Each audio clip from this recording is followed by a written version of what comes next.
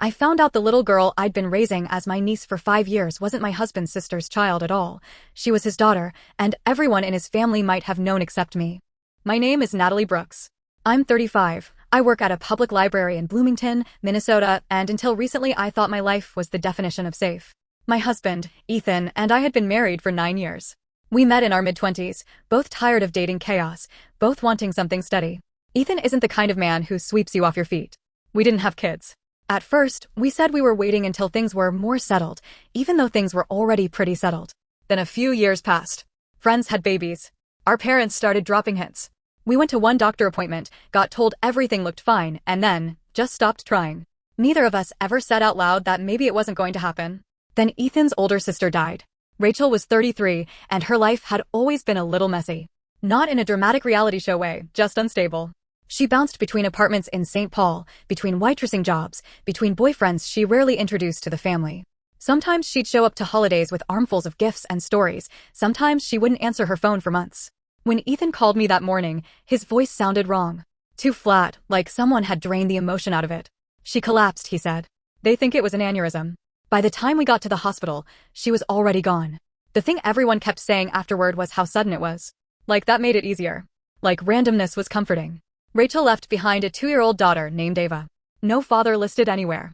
No partner stepping forward. Just a toddler who suddenly didn't have a mother and didn't understand why everyone around her was crying. I remember the first time I saw her after the funeral. She was sitting on the floor of Ethan's parents' living room, quietly stacking plastic blocks while adults talked over her. She didn't cry or fuss. She just kept glancing toward the doorway like she was waiting for someone who wasn't coming back. Something inside my chest physically hurt looking at her. Child services got involved almost immediately. There were meetings, paperwork, emergency hearings. Ethan's parents were in their 70s and dealing with health issues, so long-term custody wasn't realistic. Rachel didn't have close friends who could take her. There were distant relatives, but nothing solid. One night, after another exhausting day of phone calls and forms, Ethan sat across from me at our kitchen table. The overhead light was too bright, making everything feel harsh and unreal. They're talking about foster placement, he said quietly. I remember gripping the edge of the table like it might slide away from me. Temporary, right? He shook his head. Maybe not. He didn't cry. Ethan almost never cries. But his eyes looked hollow, like he was bracing for impact. We can't let that happen, he said. She's family. I wish I could say I immediately said yes, because I'm a wonderful person. The truth is, I was terrified. I had never taken care of a child. I didn't know how to soothe a toddler, or what they ate, or how to keep one alive for more than an afternoon. What if we mess it up? I asked. He leaned forward, hands clasped together so tightly his knuckles were white. Then we mess it up together. That was the moment everything changed. Within a few weeks, Ava moved into our house. Suddenly the quiet rooms filled with toys, sippy cups, tiny socks that vanished into the void of the laundry system. Sleep disappeared. So did any illusion that I had control over my daily schedule. At first, she barely spoke. She clung to Ethan like he was a life raft. If he left the room, she would panic, her small body stiffening, eyes scanning until she saw him again. At night she cried for hours, calling for Mama in this broken little voice that made me feel like an intruder in someone else's tragedy. I would sit on the hallway floor outside her room, back against the wall, listening to her sobs fade into hiccups, feeling completely useless. Ethan handled the emotional storms. I handled logistics, meals, baths, laundry, pediatric appointments, daycare forms. It felt safer that way, like I could contribute without pretending I knew how to be a mother. But children don't let you stay on the sidelines forever. One afternoon, maybe 6 months in, she fell in the driveway while we were drawing with chalk. It wasn't a bad fall, just a scraped knee, but the shock made her wail. Ethan wasn't home. There was no one else to hand her to. So I picked her up. She clung to my neck with surprising strength, hot tears soaking into my shoulder. I remember swaying slightly, murmuring nonsense sounds, feeling her heartbeat hammering against my chest. Gradually her crying slowed.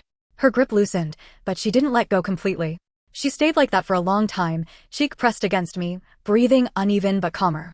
Something shifted inside me in that moment. Not dramatic, not cinematic. Just a quiet realization that this small person needed me, specifically me, not as a backup, but as part of her world. After that, she started coming to me for things. Snacks. Story time. Help with shoes. Eventually, comfort. The first time she called me Mommy, it happened so casually I almost missed it. Mommy juice? I froze in the kitchen, glass halfway to the sink. Ethan looked up from the table, eyes wide. Ava just waited patiently, like she hadn't detonated a bomb in the middle of the room. I went into the pantry and cried where no one could see me. From then on, it stuck. Sometimes she'd say mama, sometimes mommy, always with this unquestioning certainty that I belonged to her. People told us we were amazing for stepping up. That Ava was lucky. That we were angels. I never felt like an angel. I felt like someone who had stumbled into a role and was too afraid to fail to walk away. Years passed. Our routines solidified. School drop-offs, bedtime stories, pediatric checkups, birthday parties at indoor trampoline parks. Ava stopped being Rachel's daughter staying with us and became simply our daughter in every way that mattered day to day. Ethan worked long hours at his roofing company, often leaving before Ava woke up and coming home after dinner. I became the default parent without really planning to. I knew her favorite cereal, the exact temperature she liked her bath water, which stuffed animal had to be in bed or she couldn't sleep. On the outside, we looked like any other family in our neighborhood. Except for one thing I could never quite ignore. Ava looked exactly like Ethan. Not in a vague family resemblance way. In a startling, double-take way. Same dark hair that refused to lie flat, same gray-blue eyes, same crooked little smile that appeared on one side first. Even their expressions matched the thoughtful frown when concentrating, the way their eyebrows pulled together when confused. People commented on it constantly. Wow, she's your twin. Strong genes in this family.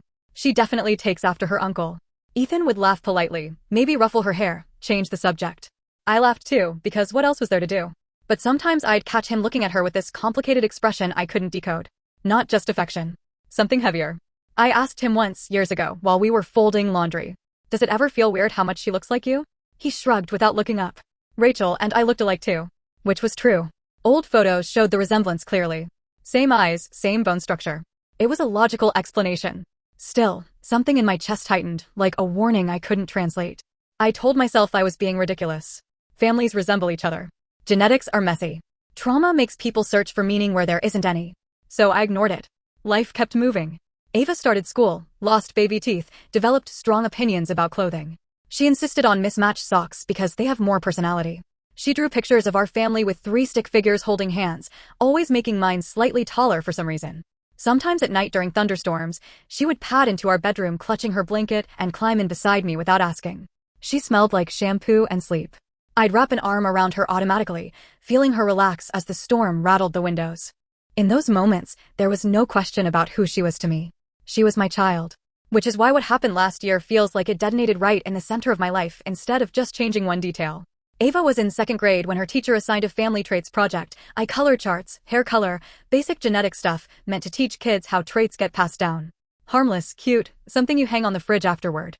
She came home excited, waving the packet like it was treasure. Mommy, I need to know about my real dad, she said matter-of-factly. The words landed harder than she intended. Ethan, who had just walked in from work, froze halfway through taking off his boots. We don't know much about him, he said carefully. Remember?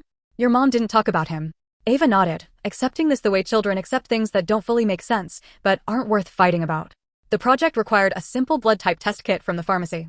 Cheap little plastic cards, lancets, instructions that made it sound like a fun science experiment.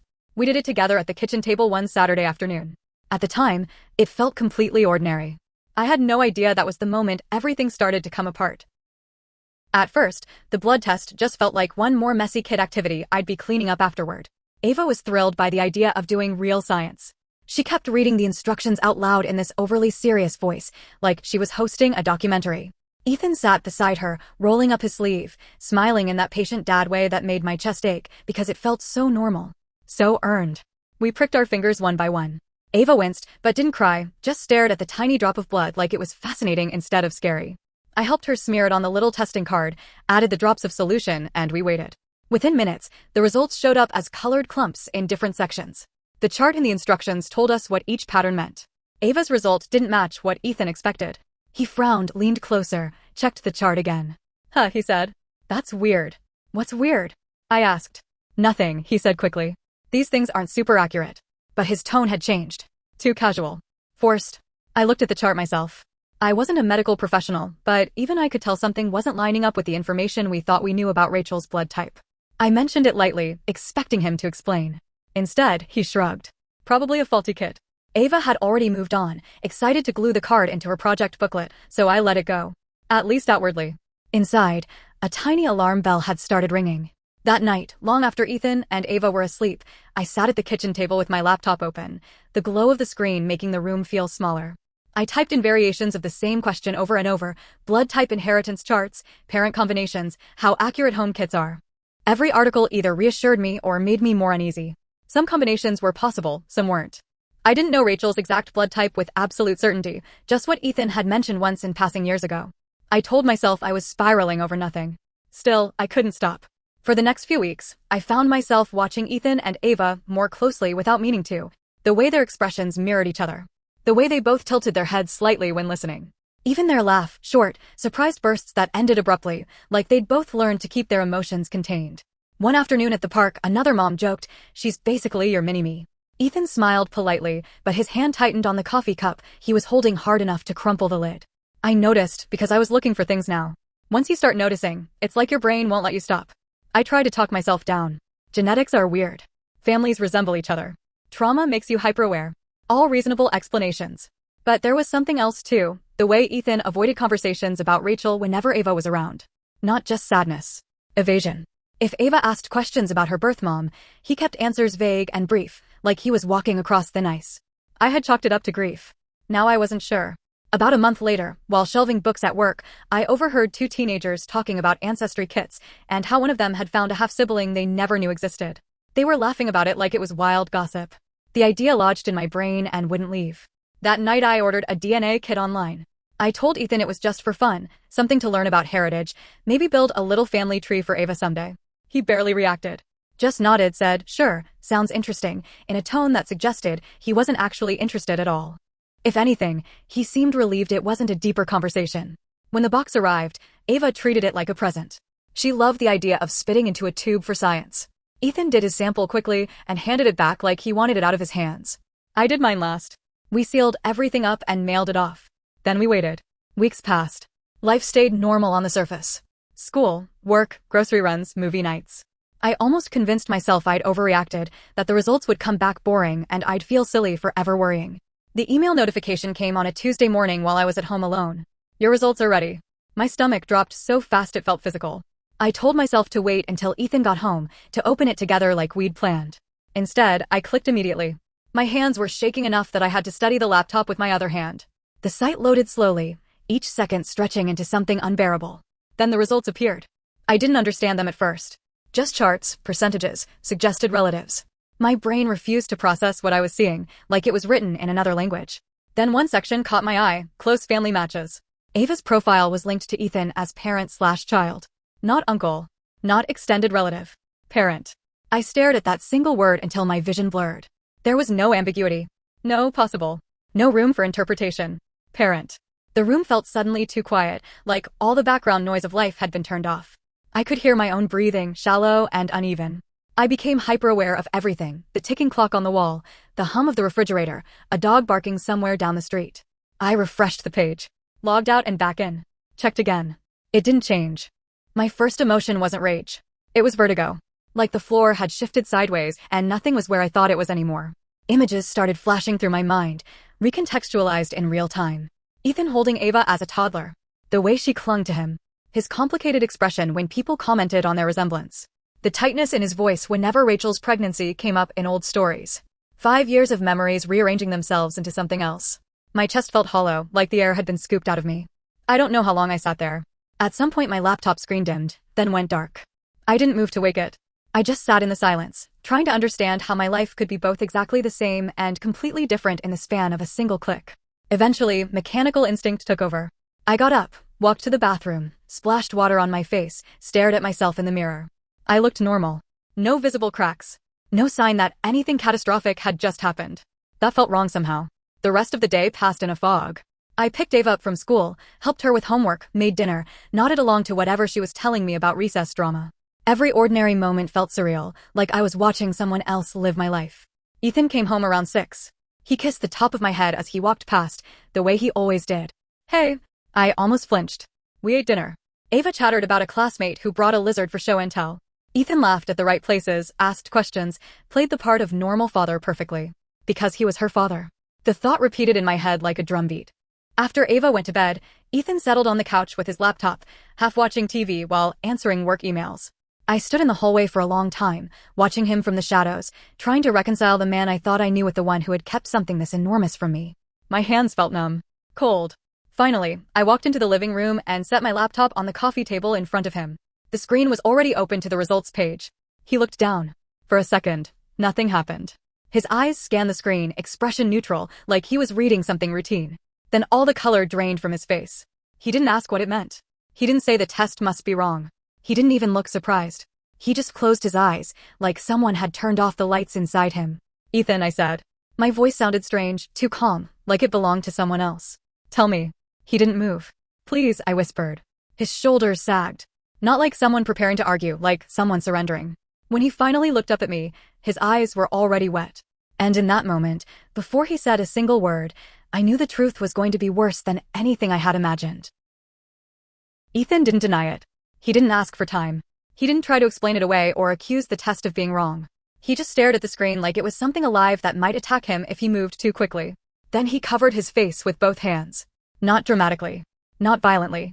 Just folded inward, elbows on his knees, palms pressed over his eyes like he was trying to block out reality. I had never seen him like that. Not when Rachel died. Not during layoffs at his company. Not when his father had surgery. Ethan was the steady one. The quiet anchor. Now he looked like someone whose spine had been pulled out. How long? I asked. My voice sounded hollow, like it was echoing from somewhere far away. He didn't answer at first. His hands slid down his face, leaving red streaks across his skin. A while, he said hoarsely. That was it. Not a number. Not an explanation. Just those two words, like they might soften the impact. A while, I repeated. My chest felt tight, every breath shallow. 5 years is a while. His jaw clenched. He nodded once. The room felt too small, like the walls were pressing inward. I sat down across from him because my legs suddenly didn't trust me to stay upright. Start from the beginning, I said. He shook his head slightly, like he didn't even know where that was anymore. You know Rachel disappeared for a bit before Ava was born, he said finally. I nodded. That part of the story had always been vague but accepted. She'd cut contact with most of the family for almost a year, resurfaced pregnant, offered minimal details, and everyone had decided not to push. She and I had a huge fight, he continued. About money. About her life. About everything. She told me I didn't get to judge her when I had it easy. His voice cracked on the last word. I said some things I shouldn't have, he admitted. Told her she was irresponsible. That she'd ruin her life if she kept going the way she was. I could picture it too easily, Ethan's frustration boiling over after years of worry. She stopped talking to me after that, he said. Blocked my number. Wouldn't answer our parents either. We didn't know where she was. He swallowed hard, staring at a spot on the carpet instead of at me. Months later, she called Mom out of nowhere. Said she was pregnant. Said she was coming back. Did she say who the father was? I asked quietly. He hesitated. That hesitation felt like a knife sliding under my ribs. She said it was some guy she met, he said. Short relationship. Didn't work out. She didn't want anything from him. And you believed her? Another pause. Longer this time. I wanted to. The words landed with a dull thud. He finally looked up at me, eyes bloodshot.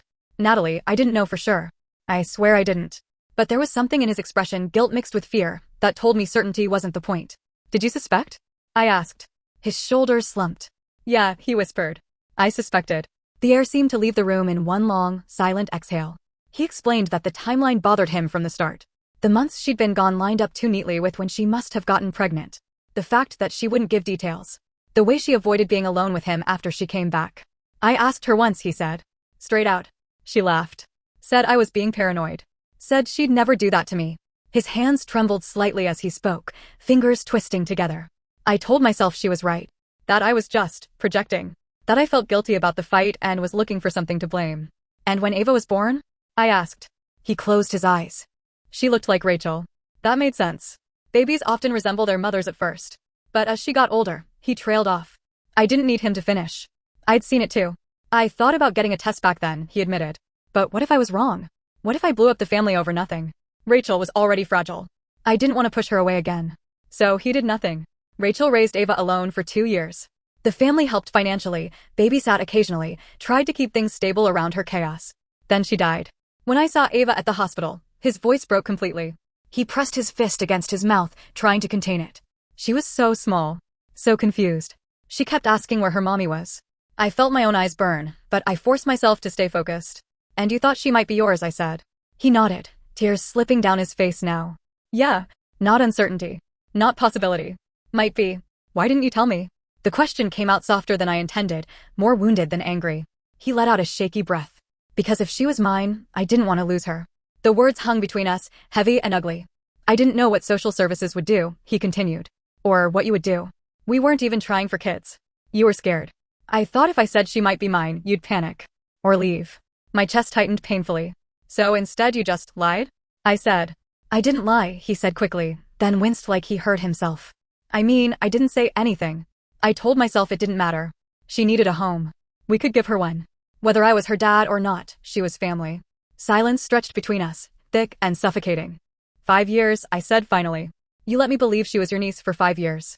He nodded again, looking utterly destroyed. Every year it got harder to say something, he whispered. By the time she started calling you mom, I couldn't risk blowing that up. I couldn't risk losing either of you. I stared at him, trying to reconcile his words with the reality I was living. Did anyone else know? I asked. He hesitated just long enough to make my stomach drop. My parents suspected, he admitted quietly. They never asked directly. They just didn't push. So I really had been the only one in the dark. A wave of nausea rolled through me so strong I had to press a hand to my stomach. All those family gatherings. All those comments about resemblance. The knowing looks I had brushed off as imagination. They might have known. Or at least guessed. And they let me go on playing house. I feel like an idiot, I said before I could stop myself. You're not, he said immediately, voice desperate. Natalie, you did nothing wrong. But it didn't feel that way.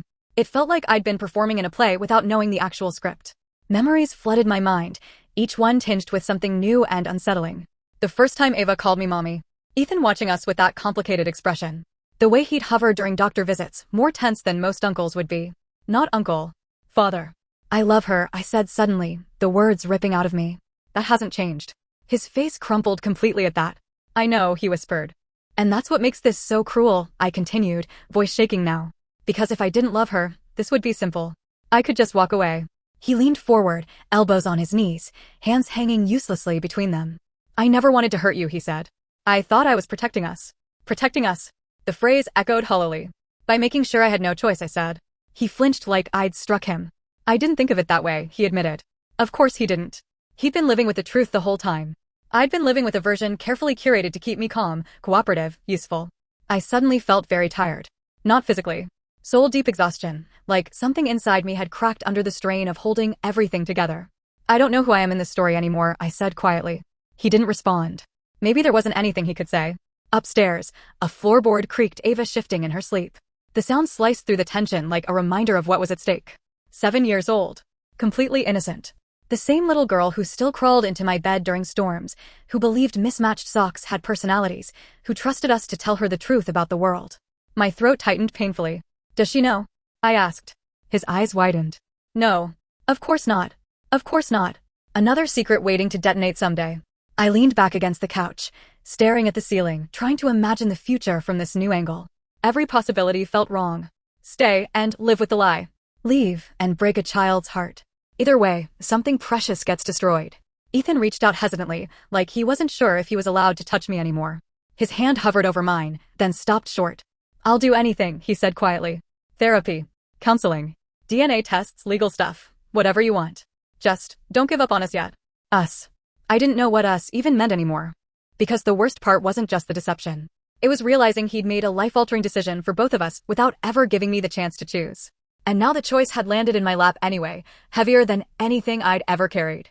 Upstairs, Ava murmured something in her sleep. A small, vulnerable sound. My chest twisted. I didn't know which decision would hurt her less. And that was the part that scared me most. I didn't sleep that night. Not really. I lay in bed staring at the ceiling while Ethan sat on the edge of the mattress for a long time, like he wasn't sure he was allowed to lie down next to me anymore. Eventually he did, leaving a careful gap between us, as if physical distance might soften what had happened. It didn't. Every time I closed my eyes, my brain replayed the same images in a loop: Ava's face, Ethan's face, the word parent on that screen, the realization that my entire family story had been built on something I never agreed to. Around 3 a.m, Ava padded into our room. She didn't knock or speak. She just climbed into my side of the bed the way she always did during storms or bad dreams, curling up against me like a small, warm animal seeking safety. Her hair smelled like the strawberry shampoo she insisted on using, and her breathing was slow and steady, completely trusting. My arm went around her automatically. Across the bed, I could feel Ethan watching us in the darkness. Not moving. Not speaking. Just there. For the first time, the weight of the situation hit me in a new way. If I left him, I wasn't just leaving a husband. I was leaving her. Legally, things were complicated but manageable. We were both listed as guardians, adoption paperwork finalized years ago. But emotionally? Practically? Kids don't split time between households the way furniture does. Not when one parent has been the primary caregiver for most of their life. I stayed awake until dawn, Ava's small body rising and falling against mine, feeling like I was holding something fragile I didn't have the right to break. The next few days moved in a strange, quiet limbo. We didn't announce anything. We didn't fight. There were no dramatic confrontations. Just this careful politeness, like we were coworkers forced to share an office after a major conflict. Ethan tried to act normal for Ava's sake, packing lunches, asking about school, helping with homework. But I noticed how tentative he was, how often he glanced at me like he was waiting for instructions on how to behave. I answered when necessary. Coordinated schedules. Pass the salt at dinner. Nothing more. At work, I went through the motions, shelving books, helping patrons find titles, smiling automatically. My coworker Olivia asked if I was coming down with something because I looked off. I blamed allergies. The truth felt too big to say out loud. Even thinking the words made my chest tighten. My husband secretly fathered the child I've been raising as my niece. It sounded like something from a daytime talk show, not my quiet suburban life. Ava noticed something was wrong, of course. Kids always do. Are you mad at Daddy? She asked one evening while we were coloring at the kitchen table. The question hit like a physical blow. I'm not mad, I said carefully. Just tired. She studied my face with those two perceptive eyes, then nodded like she accepted it, or like she didn't but knew better than to push. Later that night, Ethan knocked on the bedroom door before entering. That small courtesy hurt more than if he'd barged in. We should probably talk about logistics, he said awkwardly. I stared at him, suddenly exhausted beyond words. Logistics.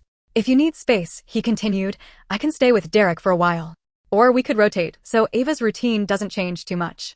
There it was. The thing we'd been circling. Separation. My stomach twisted. And what do we tell her? I asked quietly. He rubbed the back of his neck, eyes darting away. That we need some time apart. Adult stuff. Adult stuff. Another vague half-truth to add to the pile. And the other thing? I asked. Do you ever plan to tell her you're her father? His face went completely still. I don't know, he admitted. She's so young. I don't want to confuse her. But she was already living in confusion. We all were. Days turned into weeks. We started therapy, individual at first, then one joint session that felt like walking across broken glass. The therapist asked careful questions, validating feelings without taking sides, but every answer seemed to open 3 more painful topics. Trust. Consent. Agency. Parenting roles. Words that sounded clinical but felt deeply personal. Ethan apologized over and over. Not grand gestures, just quiet, sincere remorse that never quite reached the core of what had been broken. He said he'd convinced himself the lie was harmless because the outcome was good, Ava safe, loved, stable. I couldn't explain why that reasoning made it worse. Because it meant my role in this family had been decided for me. I hadn't chosen to raise my husband's secret child. I'd chosen to help my husband's orphan niece. Those are not the same thing, no matter how much love grows afterward. One afternoon, I found myself sitting in Ava's room while she played on the floor with a set of plastic animals.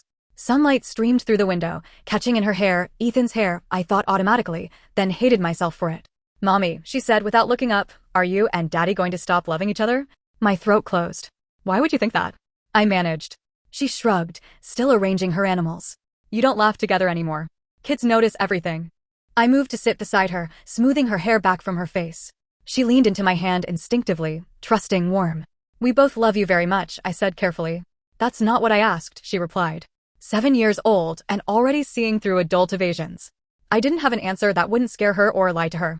So I just pulled her into my lap and held her while she continued playing, her small weight grounding me and breaking me at the same time. That night, after she was asleep, I walked into the living room where Ethan was sitting in the dark, TV off, just staring at nothing.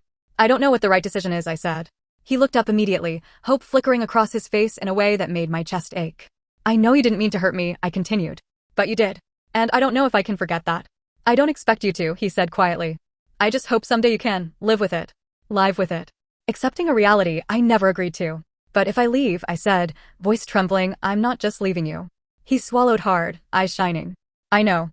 We sat there in silence, the weight of Ava's sleeping presence upstairs pressing down on us like gravity. Part of me wanted to run, to reclaim some version of my life that wasn't built on deception. Another part couldn't imagine waking up without her voice in the house, her shoes by the door, her drawings taped to the fridge. Both futures felt unbearable in different ways.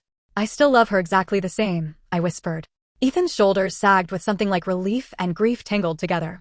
She loves you too. More than anything. That was the problem. Love had turned this into a trap with no painless exit. Sometimes I watch her sleeping and try to imagine explaining all of this to her someday. How the adults in her life made choices they thought were protective, but ended up creating a different kind of damage. How love and deception can exist in the same space. I don't know what version of the story would hurt her least.